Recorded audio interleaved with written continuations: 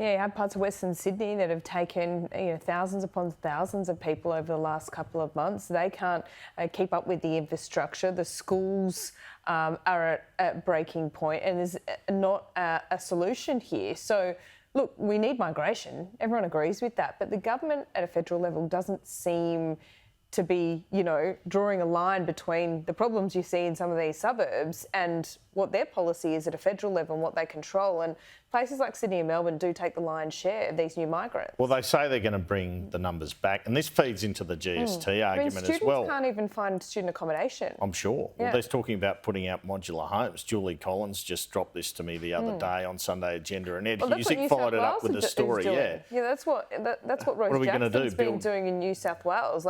Modular homes have come a long way, and just build caravan parks. That'll do it. Oh. Tents. I'm sure they'll love that. Anyway, let's talk nuclear. Where's that debate up to? Well, I think it's interesting because one of the issues that Peter Dutton will have is the premiers. Most of them are Labor. Most of them are going to oppose it. And Chris Minns was doing just that yesterday. Let's hear from him, and let's hear Anne Ruston's response on Sunday Agenda. Would you be keen to see a nuclear power plant go on a former coal-fired power station site? No, I wouldn't. My problem is that coal-fired power stations in New South Wales, the majority of them are due to run out and expire in the next decade. So I've got a problem right now in bringing on new power supply for reliable and cheap energy for New South Wales consumers. And the federal opposition's timetable doesn't go anywhere near meeting the massive demand on power in the next 10 to 15 years.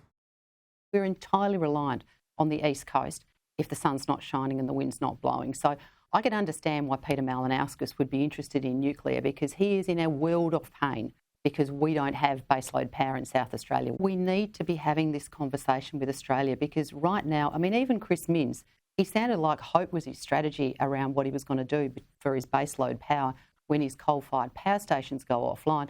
There needs to be a level of certainty built into our energy mix right now. Look, I think the problem, Peter Dutton's got, is it's hard enough to prosecute these from government, but from opposition you can get slammed. You can have government departments putting out reports saying what you're saying is wrong.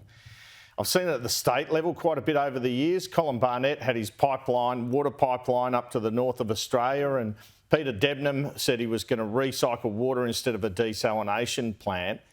He's really taking a risk here, Peter Dutton, with this strategy, with this policy. And the polling, it was revealed over the weekend, isn't that emphatically for it, but he's determined. He keeps stripping bits of it out. It's no doubt going to be in the budget reply speech, and it's going to make for a fascinating battle in the next election campaign. The saving grace for him, I guess, is Anne Ruston's point there that, what's your solution then? Wind and solar does the lot? Well, they're just hoping batteries actually come online or are much better, and it doesn't exist right now.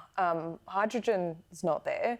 Pumped hydro, super expensive and doesn't work all that well. It's diesel generated most of the time. Both sides are relying on technological advances we haven't seen yet. Yeah, that's exactly right. But also, Peter Dutton can't win the next election on a nuclear strategy alone. It just doesn't, if people... Far from it, in fact. That's right. But he could win it coupled with cost of living issues.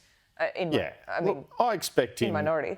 He will be hoping, just as the government is, ironically, for rates to be cut and inflation to come down, so he can bring forward a bigger package of tax cuts, I would expect, without being accused of driving inflation. Anything else you got cooking? I know this is the overdrive season for you before the budget's handed down. We got a month. Okay. Let's see how we go. All right, good.